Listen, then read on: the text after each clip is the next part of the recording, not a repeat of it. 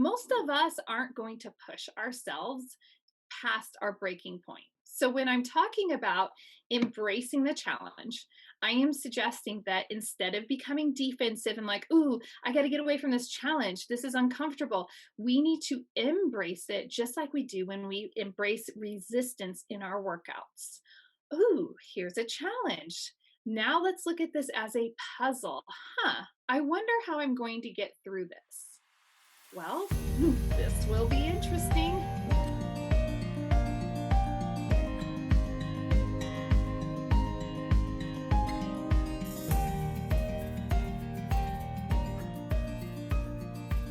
Season 2 is fast approaching, and I am so excited to share season 2 guests with you. So let's dive right in. Today, we're going to talk about overcoming challenges and adversity because guess what? Challenges happen, adversity happens. It's just part of life, it's part of the process. I often come to you with a story from my personal life, and this is going to be no different. Last evening, we had a meltdown in our house. I think it was like a full on meltdown. And I'm not trying to overshare anything, but I'm sure a lot of you can relate to it's the end of the week and everybody's finishing up jobs. Our kids are finishing up schoolwork and it took longer than anticipated. So they were spent. They were just at the level where it's like, I just need to be done with this. And so it just turned into a lot of frustration. And so by global meltdown, that's exactly what I mean. It's just a lot of frustration, right? And we ended up having this conversation as I was tucking my son into bed. I ended up talking with him a little bit about challenges. And here's the thing, challenges are a reality in life. You are going to face them. And our attitude when we face those challenges is going to determine the outcome. In fact, that's been a quote that I've been saying a lot over the last several days to myself. My attitude will determine the outcome.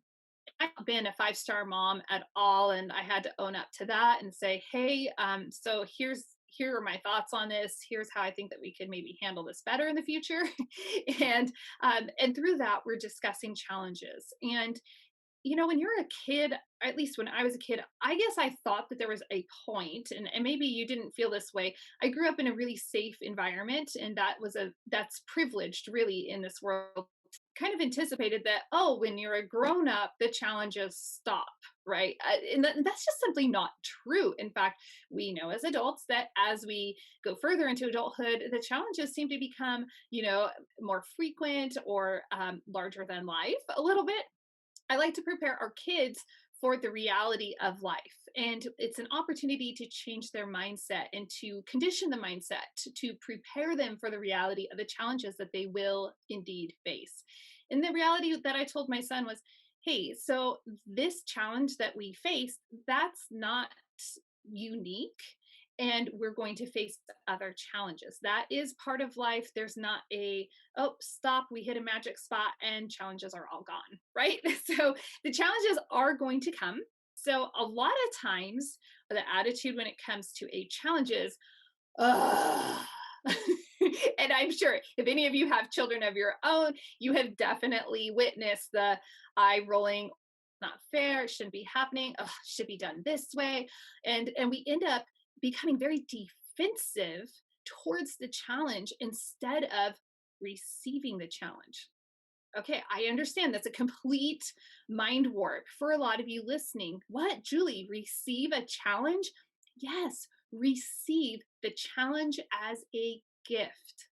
That challenge that we're being presented with is an opportunity for us to level up, right? It's an opportunity for us to grow and flex in a different way.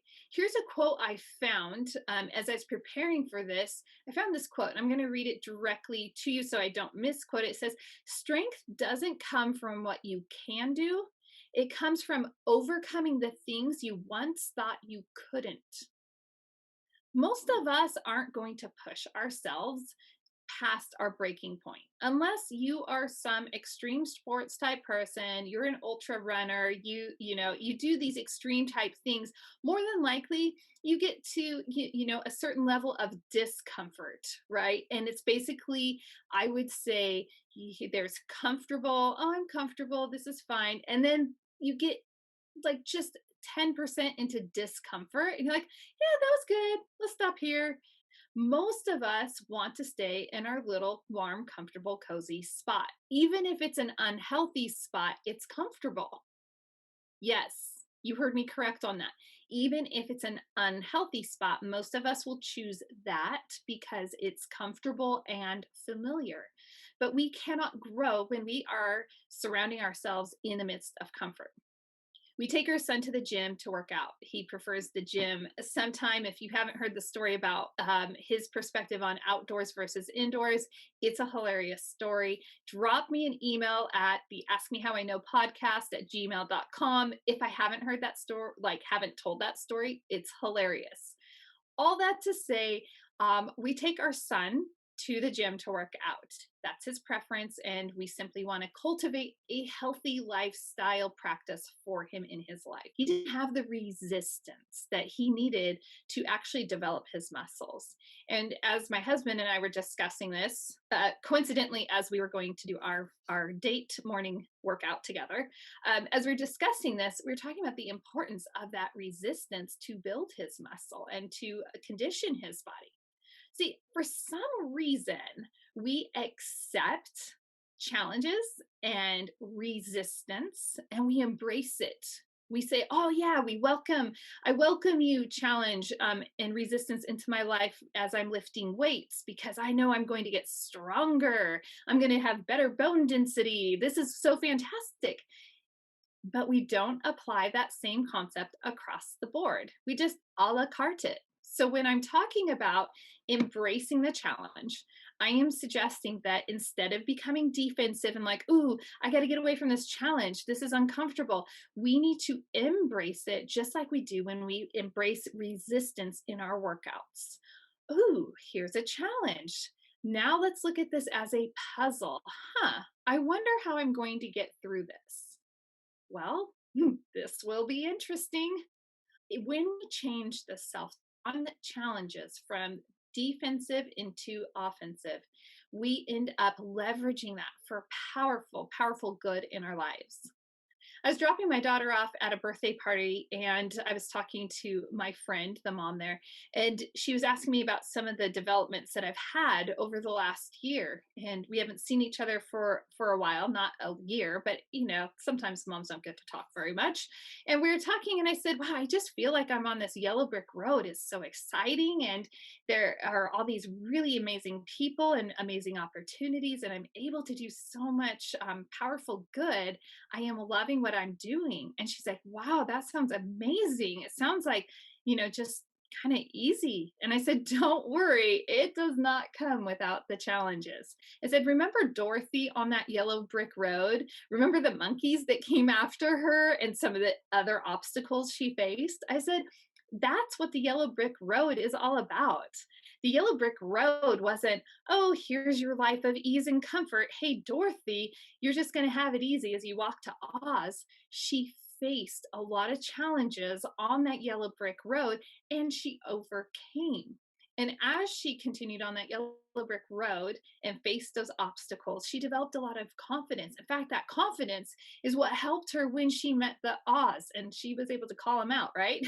So, but additionally, on that yellow brick road journey with all those obstacles, she was also able to develop some friendships and alliances that served her well when she reached Oz at the very end. I recognize that it's probably been a while since many of us have actually watched The Wizard of Oz, but it might be worthwhile to go back and watch and be reminded of the yellow brick road. It leads to great things, but it also brings and invites the challenges along the way. And we shouldn't shrink back from those challenges. So, by changing our relationship or our response with challenges, we have an opportunity to invite some powerful, intense growth into our life. Speaking of some intense growth, I am going to give you just a brief update. Remember, way back, probably was it November already, that I released the episode called Engineering Habits for 2021. And I explained in there how I was giving up my glass of wine. If you haven't listened to that episode, go back and listen to it. It might challenge you in some really powerful ways. Also, I wanted to give you an update, and I kind of said that I will update you along the way. And yes, I still haven't had that glass of wine. And yes, there have been some challenging moments. In fact, I've learned so much about myself and my relationship with a glass of wine um, by foregoing it, that it's been really powerful and interesting. If you haven't done this sort of experiment in your life, then I highly encourage and recommend you just forego it. For me, most of you know I'm foregoing that glass of wine for the entire year of 2021. And I know that I'm going to have some other pain points along the way. However, I also see the growth and the learning. Those habits are being retrained and recultivated. It is with great intention that that is taking place, but it is also fantastic. So you can see there are a lot of different ways that you can challenge yourself, but you have to be committed. And that is something else that is growing within me. And that's something I was looking for. I wanted to grow that inner strength, that commitment and determination. If y'all know, when I was talking about the morning routine recently, I will not take the cold shower. I'm just not going to do that. And that's the reason I'm not doing 75 hard.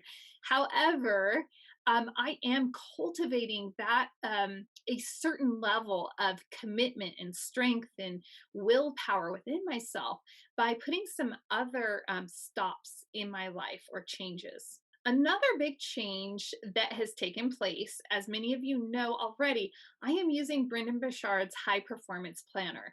I absolutely love this planner. Oh, it is incredibly painful what I have learned from it as I fully implemented over the last 3 weeks. Yes, I was nice to myself and I did a soft start in December and just explored.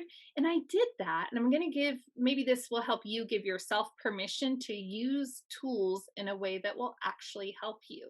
Some of you might recall that I used the soft start with that planner because knowing myself, if I didn't do it 100%, I probably would have quit.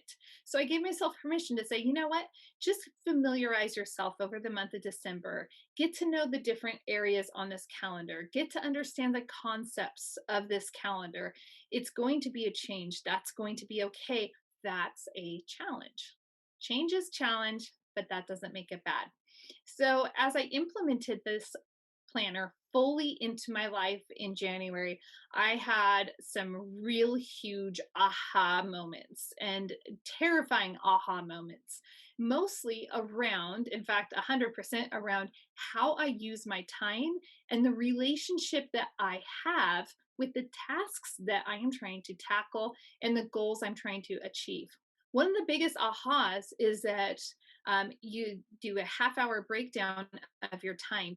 And I'm going through this process because just as so many people will break apart their diet and track their calories and things like that, they want to know where are the gains, where are the losses, how is this affecting me? Well, I'm implementing this planner because I want a window into how I am going about things so I can level up my game. I want to accomplish and achieve things. I don't want to be spinning my wheels. As I'm looking at the use of my time, I notice this relationship. So I have a challenge in my life right now, and that's the relationship I have with certain tasks and projects. This morning, I met with a local friend we decided we'd be accountability partners. And once a month, we're going to meet and review our goals and see where we're at. And I won't lie, because of this planner, I knew exactly where I was at and where I was not at. And I was not thrilled being an overachiever. I was not elated to go and meet with my friend to only to say, well, so I learned that I have a bad relationship with some of my tasks. I have to use my time better. What I noticed though is that when I told her, and I almost canceled For real, I almost canceled and didn't even go, but I knew that would be lame. And I pushed through discomfort because, right? Everything you want is on the other side of discomfort. Like comfort, that's fine, but what you want is on the other side of comfort. So I pushed myself through and I just showed up. I told her straight up, I said, "Hey, this is how I feel about today. I made myself come because I know I want more in my life. And I made a commitment and I'm going to stick to this commitment." We had an exceptional time. And one of the takeaways I had was another aha moment with that relationship with my tasks. She asked me some questions, and through those questions, I realized I was putting these really high expectations on myself. I was putting my project, myself, and my fantastic audience in a box. It was a completely unfair. And through this process, I was able to identify that. I know that that's going to help me moving forward. But when we're talking about adversity and challenges, oh my goodness, it's been a wrestling match. I feel like I've been arm wrestling a particular slide deck the entire month. Have any of you had that experience where you're just rolling over a particular task from day to day, and then as you're rolling it over, you're like, I am so tired of seeing this task on my planner, on my calendar. I need to finish it. I need to be done with it. And it was almost like an elbow just like leaning into me, and just that discomfort of, I simply need to get this task off my plate. In doing that, I'm going to talk about something called necessity, right? And so I needed to raise my level of necessity.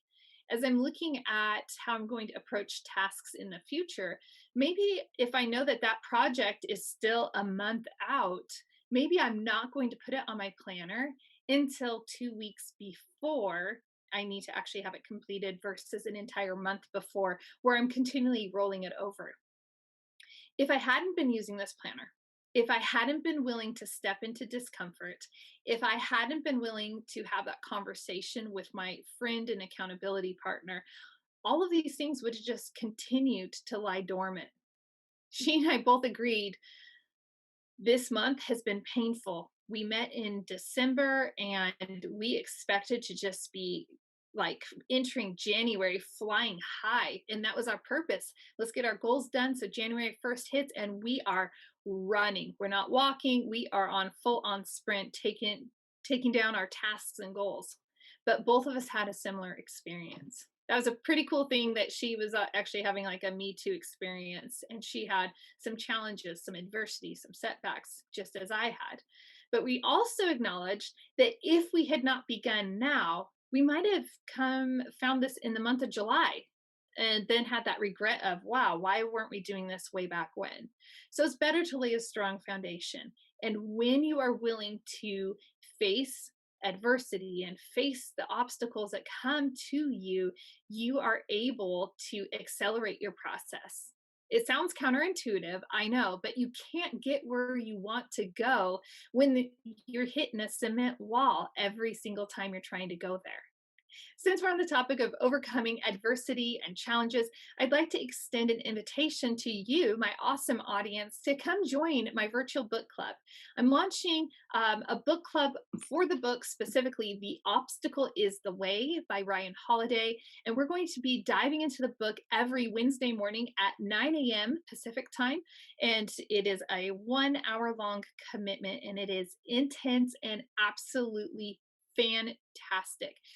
How do I know it's intense and absolutely fantastic? Well, I was running a virtual book club for Brendan Burchard's High Performance Habits during the month of December and January. That group wanted to continue on. They requested, they say, Julie, what's the next book? What can we do next? It is a high caliber group of people. They are people that want to level up their lives. They are committed and they show up.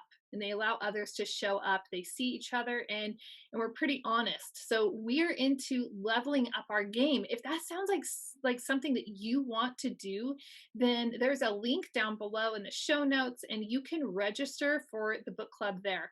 Remember, it is virtual, it is free, and this is only a 5-week commitment.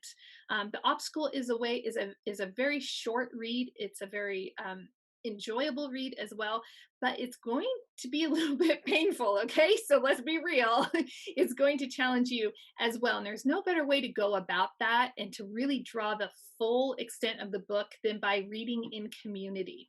Remember, it's only a 5-week commitment versus the last one. The last book club was 2 months, but this five-week commitment. My challenge to you is: who are you going to be in 5 weeks? It's only a 5-week challenge, and it's really not a challenge, it's a book club. So in 5 weeks, could you become, what could you overcome? What could you see about yourself?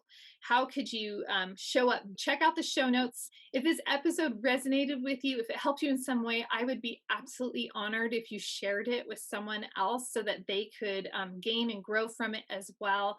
Remember, this is grassroots. This podcast will only grow from awesome people like you, just taking that moment to consider someone else and say, wow, they need to hear this. Thank you so much for your time and being awesome. Also, remember, I would love to hear from you. The exciting part about season 2 is that you have some direction and influence over the podcast and where it's headed with its content.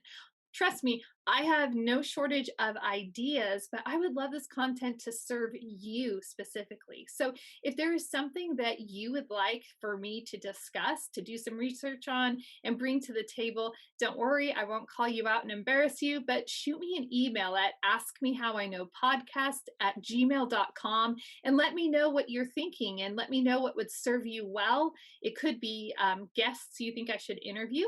If you have any suggestions, recommendations, feel free to drop an email there. And it could be a topic for a mindset episode as well. I value you. I appreciate you more than you understand.